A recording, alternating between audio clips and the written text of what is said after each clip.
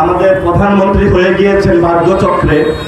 ভোটে তো হয় নাই, ভাগ্যচক্রে হয়েছে, ইঞ্জিনিয়ারিং করে হয়েছে।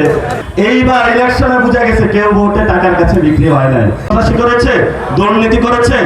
তাহলে আপনারা ভোট দিবেন না কেন? আপনারা যে রাতে রাজারে মাদক কারবারি করে, এলাকার সন্ত্রাস, চাঁদাবাজি, বাস স্ট্যান্ড দখল করে, তারা কেন ভোট দিতে চাইবেন? আপনার কি লজ্জা হয় না 500 টাকার বিনিময়ে একজনকে ভোট বিক্রি করে দিবেন? এইবার ইলেকশনে বোঝা গেছে কেউ ভোটে টাকার কাছে বিক্রি হয় নাই।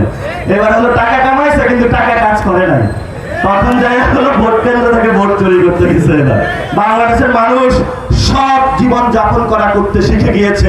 আগের এইসব হাসিনা, এই নতুন করে যারা এসেছে এদের নাম বললে তো গরম হয়ে যায়, বিভিন্ন জায়গায় অবাঞ্ছিত ঘোষণা করে, আমরা ফেসবুকে গালাগালি শুরু করে, এদের তো নামও বলা যায় না। এই নামগুলা যেদিন পতন হবে ওই দিন আমরা ইনশাআল্লাহ বলে দিব। এই ভাইকে আপনারা ভোট দিবেন?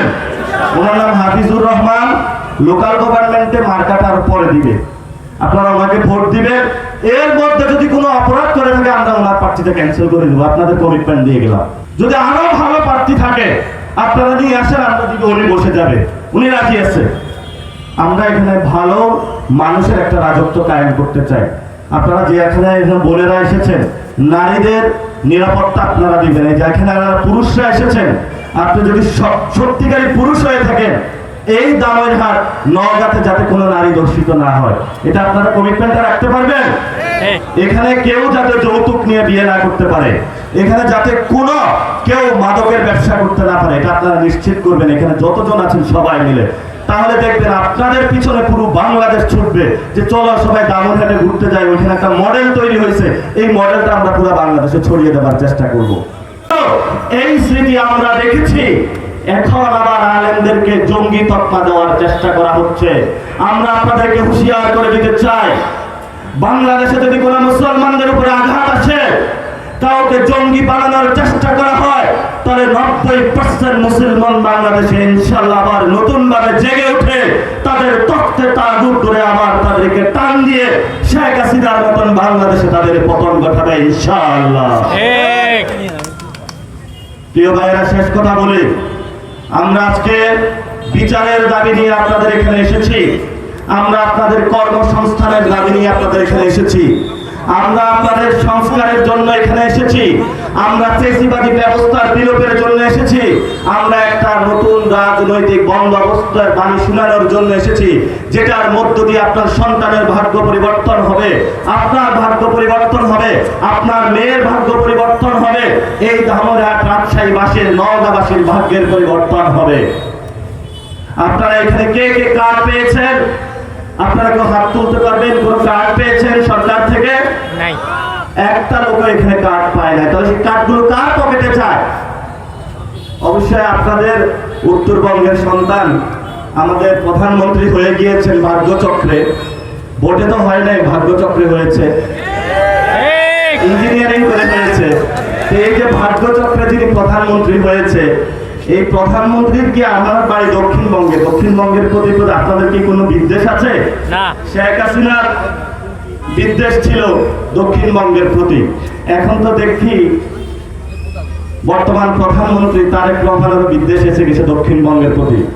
আপনি দেখেছেন বন্যা হয়েছে, 51 জন লোক মারা গিয়েছে, 1,20,000 গবাদি পশু পানির নিচে হারিয়ে গিয়েছে, সবার বাড়িঘর তলিয়ে গিয়েছে। এই পর্যন্ত প্রধানমন্ত্রীর পায়ে কতটুকু চট্টগ্রামের দিকে আগায়নি, গিয়ে দেখতে পারতো, হেলিকপ্টারও যাইতে পারতো যে আমার চট্টগ্রামবাসীর কি হয়েছে। এই হলো বাংলাদেশের প্রধানমন্ত্রী।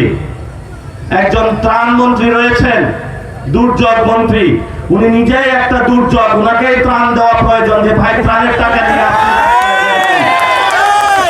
এই ত্রাণ মন্ত্রীকে আমরা ত্রাণ উঠায় দিব, যাও তুমি গাড়ি ভাড়া করে এই ত্রাণের টাকা দিয়ে ত্রাণের কি অবস্থা মানুষ সেই জন্য তুমি দেখে আসো। আমরা এই পর্যন্ত তার চেহারাটা দেখলাম না। লালমনিরহাটে বাড়ি, মন্ত্রী হয়েছে, আসাদুজ্জামান দুলু, একটা পাতাও নড়ে না। আমি লালমনিরহাটে যাই বলছি সে একটা গডফাদার। পুরা লালমনিরহাট গরম হয়ে গিয়েছে, সীমান্ত দিয়ে মাদকের চোরাচালান, বিভিন্ন কাজে শুধু এক নাম, তার নাম শোনা যায়, শুধু দরবেশ বাবা সাহেবে থাকে সালমান এফ রহমানের মতন।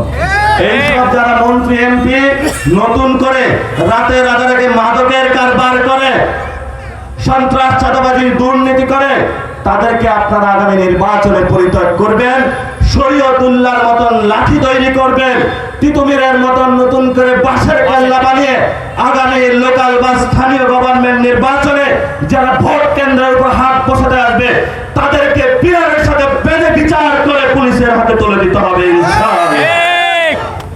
আমরা হুঁশিয়ার করে দিচ্ছি, এমপি হয়েছে বাবা, 200 সিট পেয়েছে সংসদে, মনে করেছে লোকাল গভর্নমেন্টে আগামী ইলেকশনে যেই কোনো করে বাজিমাত করে জিতে আসবো, এটা এবার হবে না। লোকাল গভর্নমেন্টে শক্ত লড়াই হবে। গণতন্ত্রের কথা 17 বছর উচ্চারণ করেছ, আমরা লোকাল গভর্নমেন্টে তোমাকে দেখিয়ে দিব যে গণতন্ত্র কাকে বলে, কত প্রকার ও কি কি, এটা আমরা আগামী স্থানীয় নির্বাচনে দেখিয়ে দিব বিএনপিকে। কোনো ভোট চুরি করা যাবে না, কোনো ইঞ্জিনিয়ারিং করা যাবে না, কোনো টাকার পেশি শক্তির রাজনীতি করা যাবে না। এগুলো বাংলাদেশ থেকে আমরা চিরতরে বিদায় করে দিব। বিদায় করে দেওয়ার জন্য আমরা রাজপথে নেমেছি, আপনাদের সাথে ঐক্যবদ্ধ হয়েছি। এই লড়াইয়ে আপনারা সবাই ঐক্যবদ্ধ থাকবেন কিনা আমাদেরকে হাত তুলে আজকে আপনারা একটু জানাবেন। ইনশাআল্লাহ সবাই থাকবেন তো? ইনশাআল্লাহ সবাই আন্দোলনে থাকবেন, রাজপথে থাকবেন। আপনাদের অধিকার আপনাদেরকে বুঝে নিতে হবে। আপনার আমের দাম কেউ দিয়ে যাবে না, আপনার ফ্যাক্টরি এখানে কেউ স্থাপন করে যাবে না।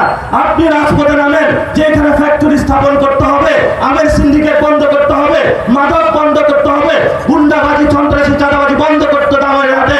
আপনারা যদি দামের পুরো রাজপথ ঐক্যবদ্ধ নামে এসে সরকার গরম হয়ে যাবে, সরকার আপনাদের দাবি মানতে বাধ্য হবে। আপনারা সবাই ঐক্যবদ্ধভাবে রাজপথে নেমে পড়ুন।